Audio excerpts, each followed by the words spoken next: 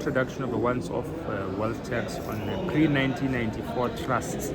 So trusts that accumulated wealth during the apartheid era using apartheid legislation, and where that money was, all the money that was accumulated during that era was hidden in these trusts, and those trusts were never taxed post-1994. We could generate 20 to 50 billion if we tax those once off and they're identified by the South African Reserve Bank. We're calling for an increase of corporate income tax by 2%, because it was decreased in 2022, and now if it was to be increased, we could generate necessary revenue as well. We could generate 800 billion if we allocate the necessary resources to modernize SARS capacity to stop illicit financial flows, profit shifting, tax evasion and tax avoidance.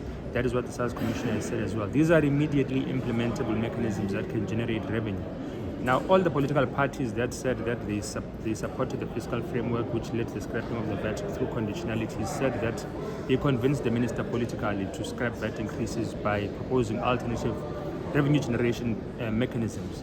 But no one is speaking about those alternative revenue generation mechanisms now. They're talking about cutting spending on health, cutting spending on education and on infrastructure and critical frontline services. So it begs the question, what were they celebrating when they stood in front of those banners of the ANC a couple of months ago saying that they've successfully scrapped the VAT Act? Because it's strong as Uzib, it's Musimamane who's today saying that tough decisions must be made, and those tough decisions disproportionately affect the poor. So the EFF is going to look like the EFF is going to be the only one that is going to oppose this austerity budget. The Democratic Alliance doesn't seem to have any challenges with it, and everyone is happy with burdening the poor, with cutting services to them instead of ensuring that those who are rich pay the necessary taxes. We have a government of national unity. They're going to pass the budget. They're going to use their majority in Parliament to pass the budget. That's fine, because they need to implement the budget. This is their baby. And while they do that, they need to understand that they have to look at the massive unemployment problem in this country. They have to consider the fact that every single day in South Africa, 4,000 people go home and tell their families that they no longer have a job and no longer have the dignity of being able to put food on the table.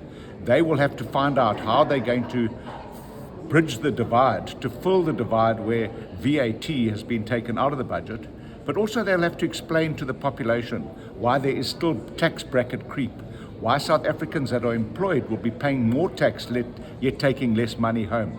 And then we want to see this government being serious about tightening its own belt. They've been trying to get blood out of a stone. You can't do that.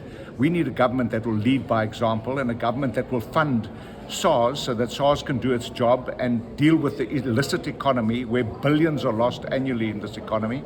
And we want a budget that's going to fund the NPA so that they can prosecute the corrupt, because corruption erodes our fiscal framework in this country. And we've got a government in the past 30 years that has sat on their hands about corruption, and we've got a GNU doing exactly the same thing, and we've got a GNU that not one minister has signed a performance agreement. So there's been no improvement in performance in this government. We expect performance improvement with their budget. Mr. Trollip, you presented, Action SA presented a plan to the ANC, and Action SA's plan said you can find 100 billion without raising VAT. Now, you spoke about obviously how government has to fill in that gap. Maybe just take us through some points of your plan of how you think government can raise revenue without increasing VAT. Well, first of all, the most effective way is to fund SARS effectively, and we got the minister to give SARS more money. We believe SARS needs to get more money because SARS has shown that they can collect incrementally more than they predict, 8.8 billion rand last year, more than what they thought. We also know that there's a massive illicit economy where politicians are involved in cigarette smuggling or the proceeds from cigarette smuggling and cross-border smuggling and things like that. We believe that that can also fill the gap.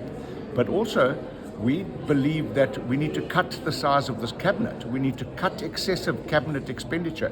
We've got a government that likes living large and expects South Africans to live really lean.